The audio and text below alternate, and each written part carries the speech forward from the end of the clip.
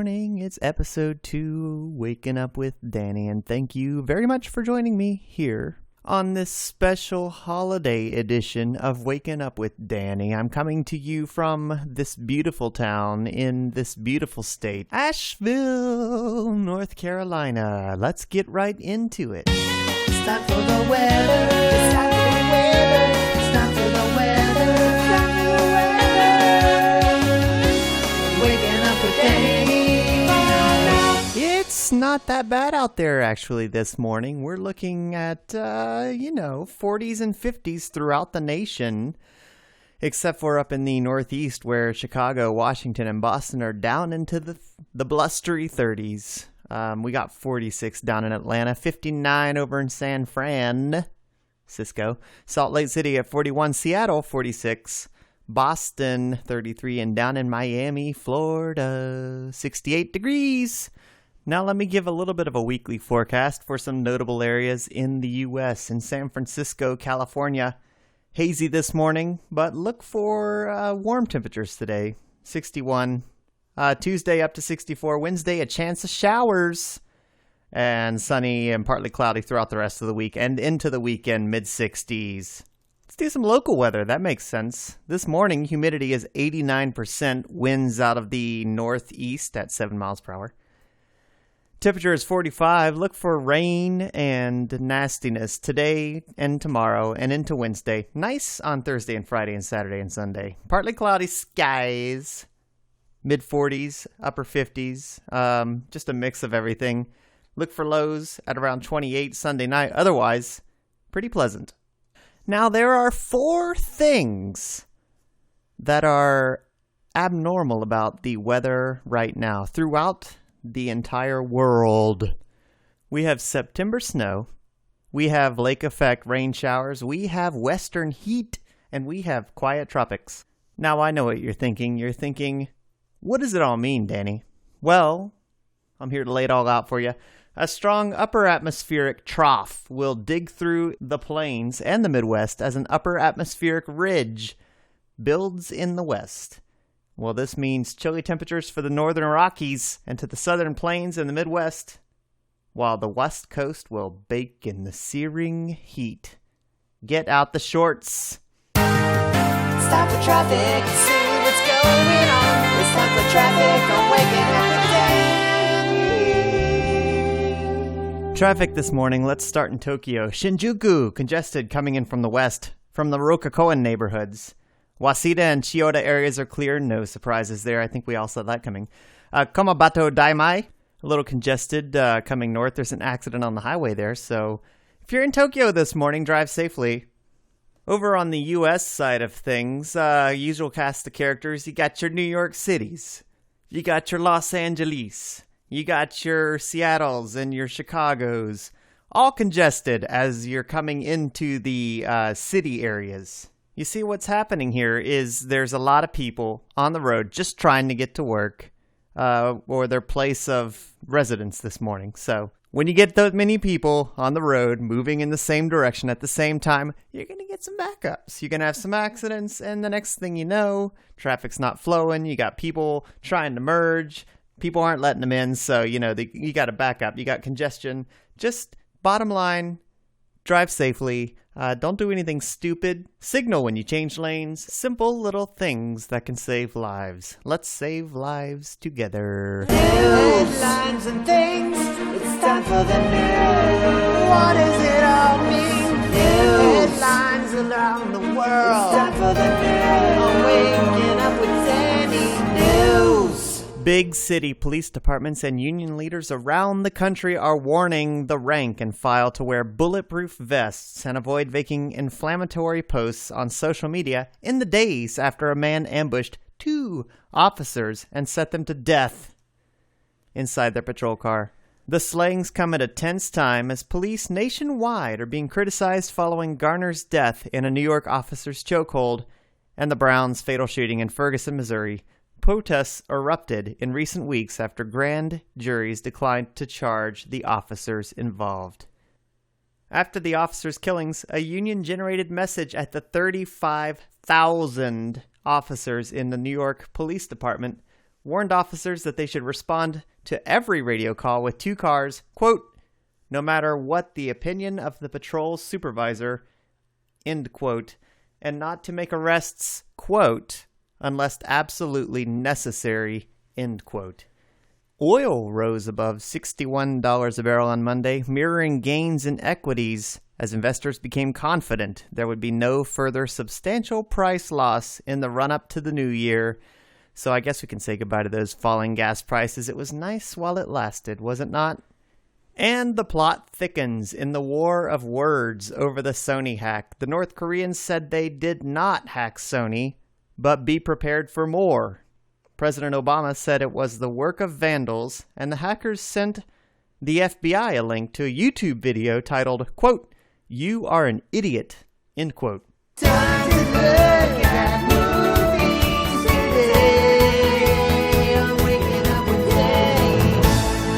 Time Rider, The Adventure of Lyle Swan, directed by William Deere, is a 1982 time travel-influenced action film starring Fred Ward as Lyle Swan, a cross-country dirt bike rider. The movie was scored, produced, and co-written by Michael Nesmith.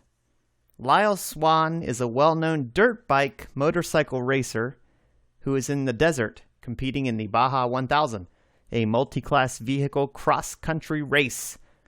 Swan has a reputation for being a great rider, but is plagued by technical problems from the high-tech gadgetry he incorporates into his C&J framed XT500 Yamaha. When Swan accidentally goes far off course, though, he stumbles across a time travel experiment that utilizes master velocity acceleration to send objects, in this case a simian subject by the name of Esther G, back in time. Needless to say that hilarity and intrigue ensues over the following 94 minutes of runtime. Time for the quote. And today's quote comes to you from Bill Hicks, who says, "There are essentially only 2 drugs that Western civilization tolerates: caffeine from Monday to Friday to energize you enough to make you a productive member of society, and alcohol from Friday to Monday to keep you too stupid to figure out the prison that you're living in." And the word of the day, of course, is fissile. It's an adjective capable of being split or divided in the direction of the grain or along natural planes of cleavage. Ooh, I like the sound of that. Or capable of undergoing fission. Some examples. Uranium-235, which is frequently used in making bombs and missiles, is one of the most abundant fissile materials.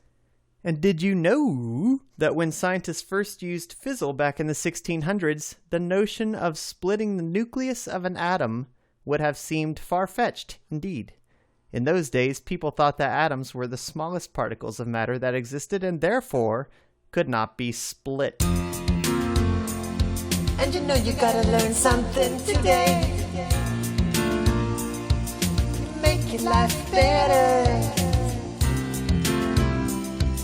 The more you know, the more you know. You'll make your life better. And you know you gotta learn something today. You make your life better. And the more you know, the more you know. You'll make your life better. Today I learned. You'll make your life better. Today I learned. You'll make your life better. Today I learned. The more you know, the more you know. Today I learned. I'm waking up with Danny. It's time for Today I Learned. And today I learned that during the 1800s, a baboon was employed by the railroad as a signalman. He never once made a mistake and worked for the railroad until his death. During the latter part of the 1800s, travelers to Cape Town, South Africa, along the Port Elizabeth Main Line Railroad, frequently saw a curious sight as they entered the train station. The signalman operating the levers that set the signals in the control tower was a baboon named Jack. As strange as it may seem, Jack was an employee of the railroad. He belonged to James Jumper Wild, who worked as a signalman until he lost both his legs in an accident. Wide earned the nickname Jumper due to his habit of jumping from one railway car to another and sometimes swinging from rail car to rail car. One afternoon, he attempted to leap to another car and fell underneath the moving train. The massive metal wheels of the train severed both of his legs. Now, Jumper was devastated. Not only had he lost his legs, but he would be of no use to the railroad. Eventually, he made himself 2 pegged legs he carved from a piece of wood and built himself a small trolley he used to get around. Still, he was limited on how well he could perform his job. One afternoon, he was visiting the marketplace where he saw a baboon leading an ox wagon. He met the owner, who demonstrated how smart the primate was. Soon, Jumper was convinced the baboon could serve him well. He pleaded with the owner to let him have the baboon. The owner didn't really want to give up his favorite pet, but he felt sorry for the crippled man. Is this not the craziest story? This was in the 1800s, folks. Today in history, a lot of things have happened. Maybe a man flew to the moon. Maybe a baby was saved by a baboon. We'll get to the bottom of this and much, much more on Today in History on Waking Up with Danny. It's Today in History, a brand new segment on Waking Up with Danny where we explore things and events that had happened on this very date in previous years. In 2001, Richard Reed, a passenger on an American Airlines flight from Paris to Miami, tried to ignite explosives in his shoes, but was subdued by flight attendants and fellow passengers. Thank you, Richard Reed, because now we all have to take our shoes off at the airport. It's a real pain in the butt. In 1894, French Army officer Alfred Dreyfus was convicted of treason in a court-martial that triggered worldwide charges of anti-Semitism. Dreyfus was eventually vindicated. In 1910, a fire lasting more than 26 hours broke out at the Chicago Union Stockyards. 21 firefighters were killed in the collapse of a burning building. And in 1977, 36 people were killed when a 250-foot high grain elevator at the Continental Grain Company plant in West Wago, Louisiana, exploded. And in 1937, the first center tube of the Lincoln Tunnel connecting New York City and New Jersey beneath the Hudson River was opened to traffic. The second tube opened in 1945, the third in 1957. Dan, that does it for this episode of Waking Up with Danny. Join us next Monday for episode 3. Please have a safe and joyous holiday season. That's an order. I'll see you next time.